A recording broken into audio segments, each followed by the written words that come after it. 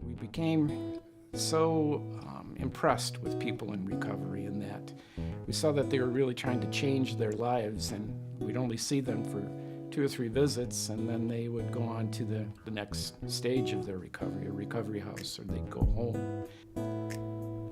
Welcome to this week's edition of Recovery Happens. My name is Patrick Patterson, Center Manager for BW Rock. Today we have Deacon Dennis, an important supporter of the recovery community. I first got involved with people in recovery now almost 7 years ago when I learned that there was nobody that was visiting Sacred Heart Rehabilitation Center to minister to the spiritual needs of the residents. And so I approached them, and I really felt like there was a place there for people to have a relationship with Jesus and with the saving message that he provides. And so, as I said, I was able to prevail upon them, and they trusted me enough to have some sessions out there.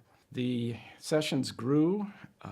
We ended up starting at 1 session a week, and then we went to 2 a week, and then we were there on Sundays.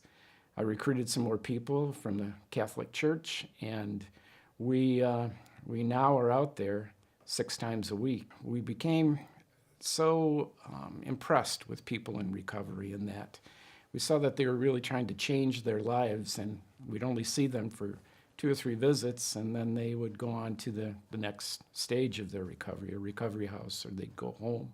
So we felt like we wanted to see how they did after they left Sacred Heart.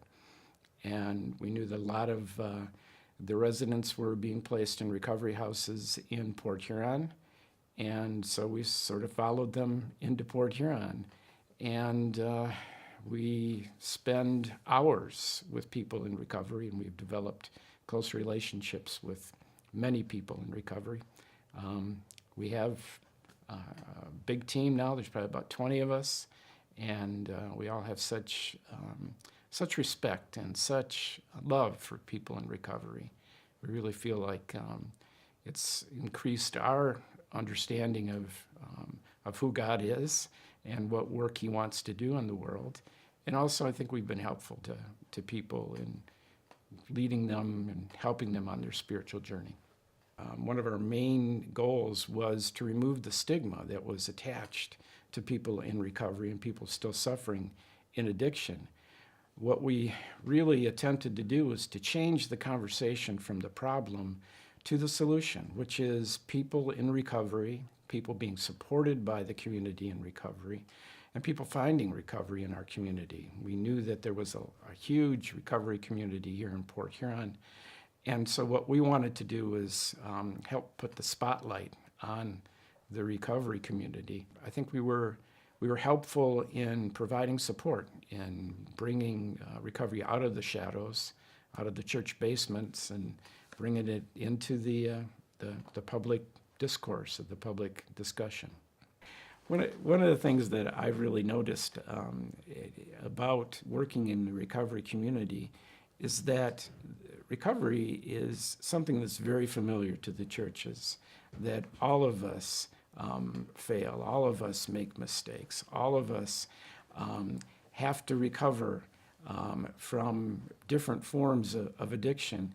When we talk about in church about recovery, we're talking about sin, and it's the same process between the two. When I first began working with people in the 12 steps, it was told to me that this comes right out of the Bible, and I could see that's why this sounds so familiar to me, because this is the same work that we do in church on Sunday. It is exactly the same process that we're going through, is that people recognizing that they have a problem, taking steps to resolve that problem, reaching out to people, asking for forgiveness, making amends, and then passing on anything that we've benefited from our relationship with God.